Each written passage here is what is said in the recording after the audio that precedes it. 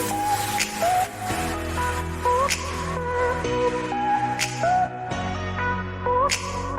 YouTube आपका मेरे channel में स्वागत है।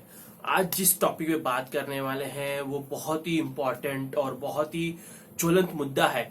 बेसिकली शेयर मार्केट भी काफी दिनों से गिर रहे थे, बड़े पैमाने पे गिर रहे थे और इसका जो लिंक है बेसिकली यूक्रेन पर जो रशिया का हमला हो सकता है या हो कर सकता है रशिया उसके ऊपर हमला, उसके बारे में जो एक क्राइसिस क्रिएट हो गया है, जो एक पूरी दुनिया के सभी कंट्रीज ने एडवाइजरी जारी कर दी है कि जो भी अपने स्टाफ है, जो भी अपने जो इंडिविजुअल नेशनल्स वहां रहते हैं, यूक्रेन को तुरंत इमीडिएट बेसिस पर खाली कर दें। तो इससे जो पैनिक क्रिएट हुआ, जो शेयर मार्केट पे जो असर पड़ा, मैं आप लोग शायद नहीं जानते होंगे कि मैं शेयर मार्केट, गेमिंग और मूवी और पॉलिटिकल जो नेशनल इंटरनेशनल जो हैपनिंग होती है और टेक के साथ में, मतलब इस सब पे मैं नजर रखता हूं। तो जो शेयर मार्केट में जो हलचल हुई, तो इससे जो एक क्रिएशन हुआ और जो फेड का स्टेटमेंट था कि वो शायद रेट बढ़ाए, इससे मिला जुला जो इम्पैक्ट हुआ उससे मार्केट बहुत तेजी से गिरे। मैं इसके बारे में वीडियो बनाना चाहता था बट मैं काफी बिजी था अपने और चैनल्स जो है एंटरटेनमेंट स्टॉप है और गेमिंग नाइट्स और टेक बिट्स के ऊपर जो मैं वीडियोस बना रहा हूँ लगातार, उसमें बिजी था। मैं मेन चैनल को काफी इग्नोर कर रहा था। इस टॉपिक पर मैं वीडियो में बनाना चाहता था बट मुझे ऐसा नहीं लगा था कि इतना ज्यादा ही एस्केलेट होते चले जाएगा। ये मुझे ऐसा लगता है कि रशिया की गीदड़ भभकी है नेटो को और यूएसए को कि जो कि वो इसमें इन्वॉल्व न हो, यूक्रेन को अपने जो नेटो को जो 12 जून 2020 में नेटो ने यूक्रेन को अपने जो मिलिट्री अलायंसेस में शामिल कर लिया, उसके खिलाफ जो उसका स्टांस है उसको उससे हटाने के लिए और उसको न सम्मिलित करने के लिए बेसिकली इस पूरी हिस्ट्री के बारे में बात करेंगे। इस वीडियो के अंदर मैं पूरी तरह से एक्सप्लेन करने वाला हूं कि क्यों रशिया इतना सीरियसली लेता है यूक्रेन को, और कंट्रीज को उतना नहीं लेता पर यूक्रेन को इतना ज्यादा सीरियसली लेता है, और उसके लिए क्यों इंपॉर्टेंट है। यूक्रेन यदि मिल जाता है नेटो के साथ तो वो काफी रशिया के लिए डैमेजिंग होगा, मतलब कि नेटो जो है रशिया के बॉर्डर तक आ जाएगी। इवन तो जब इस्टोनिया, लिथुआनिया, लैटविया, ये 3 कंट्री, जब ईस्टर्न यूरोपियन कंट्री जो कि रशिया के पार्ट थी प्री यूएसएसआर के टाइम से, तो वो जो कंट्रीज जब जाके नेटो से मिल गई तो भी इसे रशिया की घंटी बजने लगी कि ये बहुत बड़ा खतरे की घंटी है और हम पर एक खतरा आ सकता है, नेटो हमारे बॉर्डर पर आ गया है। तो ये क्राइसिस कैसे शुरू हुआ, ये क्राइसिस क्यों बिल्डअप हुआ और इसमें किसकी गलती है, और इसके अंदर हिडन एजेंडा जो कंट्रीज है, बड़ी बड़ी कंट्रीज, अमेरिका, चाइना, ये किस तरह से अपने हिडन एजेंडा को साधने में लगे हुए हैं, इस सारा इस बार वीडियो में बात करेंगे। शायद वीडियो लंबा भी हो जाए बट इसके पहले मैं आप लोग से रिक्वेस्ट करता हूं कि मेरे वीडियोस को जो लाइक करिए, शेयर करिए, सब्सक्राइब करिए। मेरे और चैनल है गेमिंग नाइट्स जिसपे रोज डेली पे वीडियो डालता हूं गेमिंग के। मेरा एंटरटेनमेंट स्टॉप चैनल है जिसके ऊपर मैं इंटरेस्टिंग मूवीज और सीरीज के वीडियोस डालते रहता हूं, और मेरा टेक बिट्स चैनल है जिसके ऊपर मैं थोड़े सा लंबे गैप के पर बड़ा अच्छे इंटरेस्टिंग वीडियो डालने का मैंने प्लान बना रखा है और बना हुआ है वीडियो पर, उसका एडिटिंग करना है। तो मेन मुद्दे पर आते हैं कि क्यों रशिया यूक्रेन पर अपना आधिपत्य जमाता है, क्यों उसने 2014 में क्राइमिया को एनेक्स कर लिया, और अभी जो बात चल रही है उसके बारे में सीरियल वाइज जाते हैं। रशिया कितना बड़ा था पहले, एक वीडियो है जॉन हैरिस का, उसके यूट्यूब पे जाकर यदि आप एक वीडियो देखेंगे हाउ बिग वॉज रशिया, तो आपको पता लगेगा कि रशिया कितना बड़ा था और कितनी ज्यादा संस्कृति, भाषाएं, कल्चर, जो वातावरण है वो एक रशिया के पार्ट में डिफरेंट होता है, दूसरे रशिया में डिफरेंट होता है। और it was so beautifully explain by him कि क्यों रशिया इतना बड़ा हो गया। बेसिकली जो रशिया था उसके ऊपर जब जंगेज खान, मंगोलियंस जब हमला किए तो वहां पे कोई बॉर्डर नहीं था, कोई पहाड़ श्रृंखला नहीं थी ताकि वो अपने को प्रोटेक्ट कर सके, और कोई भी उस पर हमला कर देता था।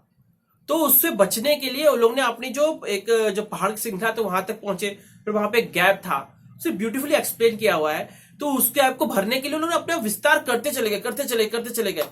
और बेसिकली ये जो मेन रशिया के जो हुक्मरान थे, जो उन्हें ये सब चीज ड्राइव कर रहे थे, वो यूक्रेन में बेस्ड थे। बेसिकली हार्ट ऑफ जो रशिया, ओल्ड रशिया था, वो यूक्रेन का था। बट इतना बड़ा रशिया बन गया तो यूएसआर का विघटन हुआ जिसमें कि 6 मुस्लिम कंट्रीज और 8 क्रिश्चियन कंट्रीज डिफरेंट भागों में बढ़ गई और एक रशिया अलग से।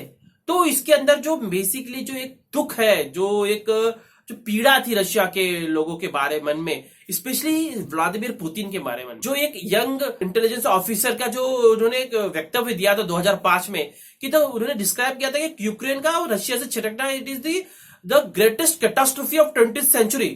मतलब कि वर्ल्ड वॉर हुआ, जो एटॉमिक बम गिरे जापान पर, जो वर्ल्ड वॉर 1, वर्ल्ड वॉर 2 हुआ, जो कोविड हुआ, जो ब्लैक प्लेग हुआ, जो इतने सारे वॉर्स हुए, इतने लोग मरे, जितना वेस्टर्न चर्चिल ने भारत में लोगों को भूखा करके मारा, जितना हिटलर ने लोग ज्यूस को मारा, जितना वर्ल्ड वॉर में लोग मरे, वो कोई ग्रेटेस्ट कैटास्ट्रोफी नहीं थी। बट यूक्रेन का रशिया से छिटकना और यूक्रेन के लोगों को एक तरह से अलग अलग हो जाना, जो रशियन के जो लोग एक साथ ही रहते थे ना, अलग से अलग देशों में बढ़ जाना, वो उसके लिए सबसे ग्रेटेस्ट कैटास्ट्रोफी थी। तो उसके मन में जो उसका लव अफेयर था यूक्रेन के लिए, वो क्लियरली दिखता है उस वक्तव्य में। तो बेसिकली इस कारण से हम कह सकते हैं कि रशिया के जब वो प्रेसिडेंट बना तो उसके मन में हमेशा एक दुख था कि भाई यूक्रेन को किसी न किसी तरह से अपने रशिया में मिलाना है। और उसका जो सबूत दिखता है 2014 में क्राइमिया को उसने एनेक्स कर लिया था यूक्रेन से रशिया में। और इसी तरह से अभी बात चल रही है, जो दो डिफरेंट ईस्टर्न यूक्रेन के जो पार्ट हैं, दोनेत्स्क और लुहांस्क, जो ईस्टर्न पार्ट ऑफ यूक्रेन है, उसको जो रशिया के जो लॉ मेकर्स है वो पुतिन को ये अथॉरिटी दे रहे हैं, ये पावर दे रहे हैं कि उसको तुम एक स्वतंत्र प्लेस को तुम घोषित कर सको यूक्रेन से। और नाटो और इसके यूएसए के जो कान खड़े हुए हैं इसके कारण, और जो मिलिट्री बिल्डअप रशिया ने यूक्रेन के करीब किया है, 1,30,000 सोल्जर्स और यूक्रेन के बॉर्डर्स पर 3 जगह से लगाया है उसने, एक क्राइमिया के साइड से, एक बेलारूस के साइड से और एक रशिया के साइड से। तो ये पूरा बताता है कि जो उसने बताया कि हम मिलिट्री एक्सरसाइज कर रहे हैं, बेसिकली उसकी पूरा प्रिपरेशन हो चुका है जो यूक्रेन पर हमला करना चाहता है। और हमला क्यों करना चाहता है? क्योंकि 2010 में जो प्रो रशियन जो प्रेसिडेंट्स होते थे, उनका जो मत रहता था कि हमेशा यूरोप के साथ न जाते हुए हमेशा रशिया के साथ रहना, यूरोप से दूरी बनाए रखनी है। बट जो एक नए प्रेसिडेंट आए ज़ेलेंस्की, प्रो यूरोपियन और प्रो नाटो उनका एक विचार है, और वो हमेशा नाटो के सदस्य बनना चाहते हैं। वो अपने आप को रशिया से अलग करना चाहते हैं। और 12 जून 2020 में वो तो नाटो पे सम्मिलित एक मिलिट्री पार्ट भी बन गया उसका। इसके कारण जो रशिया के जो प्रेसिडेंट है व्लादिमीर पुतिन, उनको ये यूक्रेन अपने हाथ से निकलता दिखा। और एक बार उनको मालूम पड़ गया कि जब यूक्रेन एक नाटो का हिस्सा बन जाएगा, तब यूक्रेन कभी भी रशिया में नहीं आ पाएगा। और जब नाटो की जो सेना वहां तक आ जाएगी उसको डिफेंड करने के लिए, तो रशिया के ऊपर बहुत बड़ा खतरा आ जाएगा और यूक्रेन हमेशा हमेशा दूर चले जाएगा। जैसे कि भारत और पाकिस्तान हो जाए, और पाकिस्तान से लोग जो एक ही लोग हो, जैसे भी तो डिफरेंट हो गए बट एक ही लोग हो, तो उसमें जो तड़प रहेगी यदि उसको चाइना हथियार लेता, चाइना का पार्ट बन जाए या फिर अमेरिका का पार्ट बन जाए, तो वो जो तड़प जो पुतिन की थी, उसने सीधे से 3 डिमांड रखी कि यूक्रेन को नाटो में इंक्लूड नहीं किया जाएगा। नाटो अपनी सारी सेनाएं जो ईस्टर्न यूरोपियन कंट्रीज है, जैसे कि इस्टोनिया, लैटविया, लुथियनिया और जो यूक्रेन है, इसके पास से अपनी सारी नाटो सेना हटाएगा। तीसरी कि अमेरिका यह वादा करे कि कभी भी वो जो ईस्टर्न यूरोपियन कंट्रीज को न्यूक्लियर वेपन से डिफेंड नहीं करेगा। मतलब कि फ्री रेंज दे जो नाटो कंट्रियां और यूएसए कि भाई तुम यदि पुतिन कभी भी उन पर अटैक करके उनको अपने में सम्मिलित करना चाहे तो वो उसको डिफेंड नहीं करेंगे, उनको ऐसे ही अनाथ छोड़ देंगे। और उसके ये क्लियरली दर्शाता है कि पुतिन चाहता है कि यूक्रेन और जो ईस्टर्न यूरोपियन कंट्रीज है उसको वो वापस रशिया का पार्ट बनाना चाहता है। तो बेसिकली ये जो चीज स्टार्ट हुई क्योंकि जो जेलेंस्की यूक्रेन के प्रेसिडेंट है, उन्होंने ये आवेदन दिया कि नाटो में हम सम्मिलित होना चाहते हैं, और नाटो का पार्ट बन गया। और इसमें जो नाटो है और जो यूएसए है, ये कोई दूध के धुले नहीं है। इनको क्या जरूरत है कि अपनी जो एक बहुत बड़ा जो एनिमी है जिसके लिए नाटो बनाया गया था, उसके तुम जो विघटित देश हुए हैं उनको तुम नाटो में इंक्लूड करते चले जाओ और तुम उसके बॉर्डर पर अपनी सेनाएं खड़ा करते चले जाओ।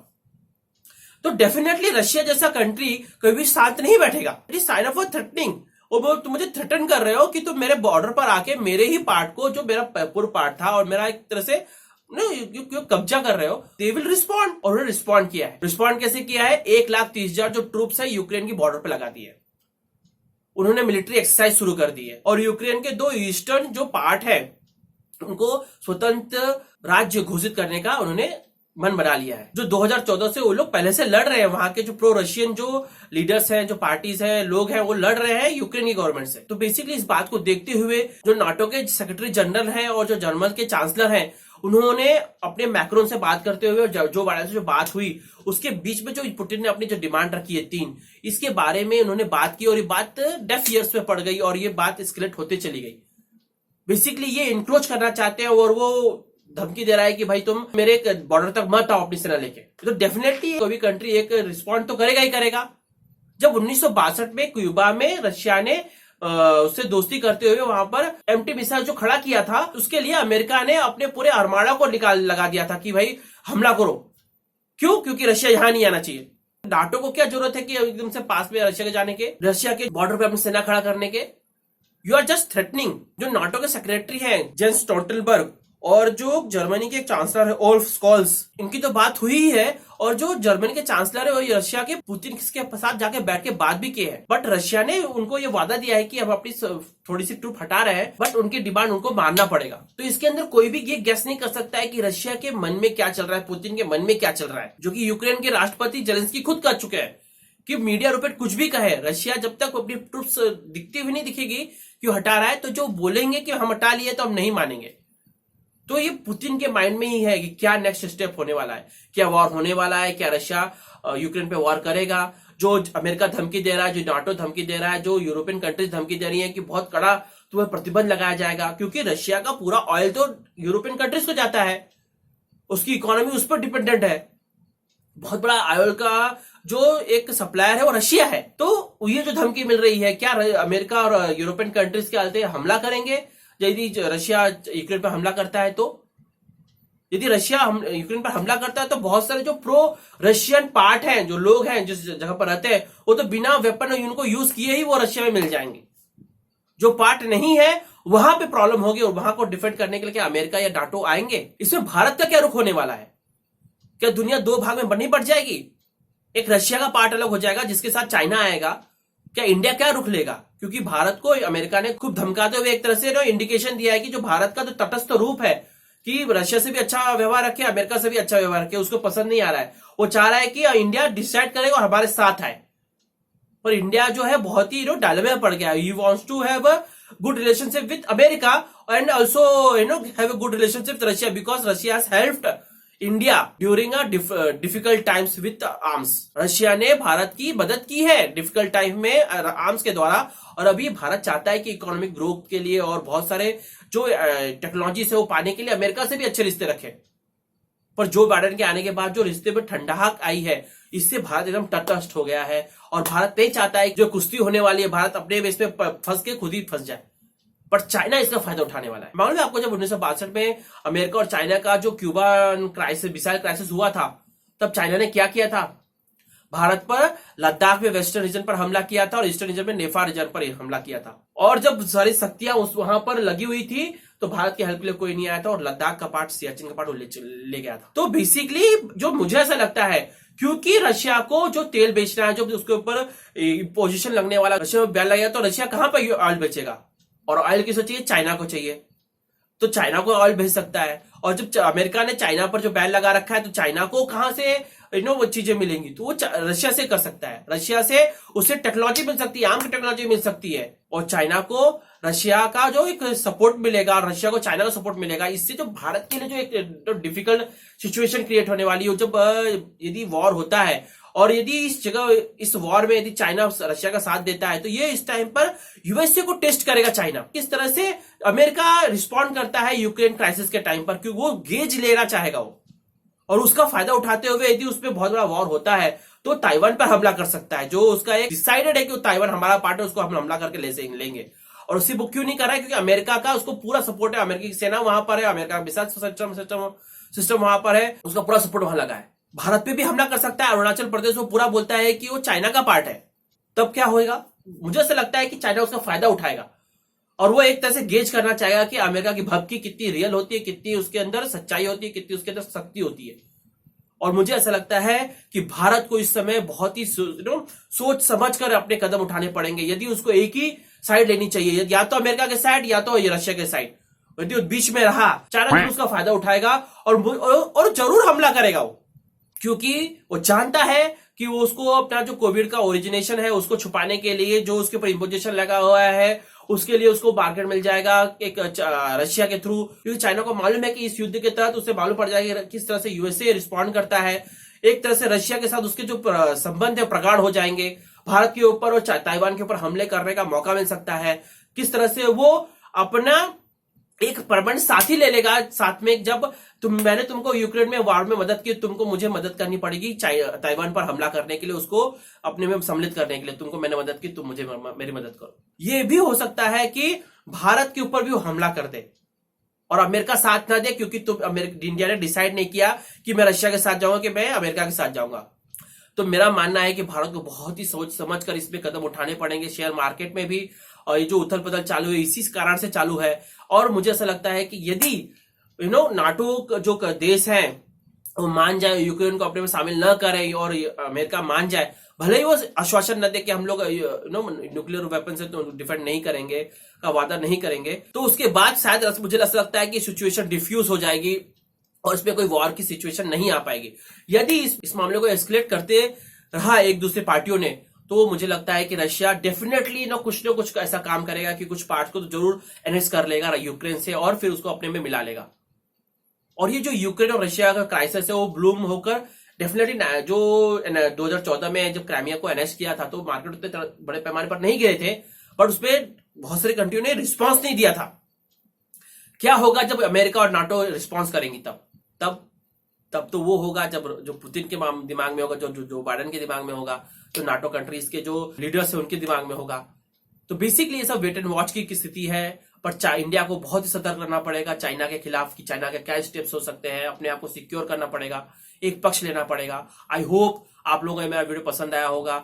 मैं आप लोगों से रिक्वेस्ट करता हूँ मेरे चैनल को सब्सक्राइब करिए, वीडियो को लाइक करिए, शेयर करिए। मेरे और चैनल्स हैं एंटरटेनमेंट स्टॉप, गेमिंग नाइट्स और टेक बिट्स। आई होप मैं ऐसे ही इंटरेस्टिंग टॉपिक्स पर वीडियोस बनाकर आप लोगों से मिलते रहूंगा। इतना गैप नहीं होगा शायद, और मैं कोशिश करूंगा कि इतनी गैप्स न हो हर एक वीडियोस के बीच में, और आप लोगों से मैं मिलते रहूंगा। आप लोगों को मेरा प्रेम भरा नमस्कार।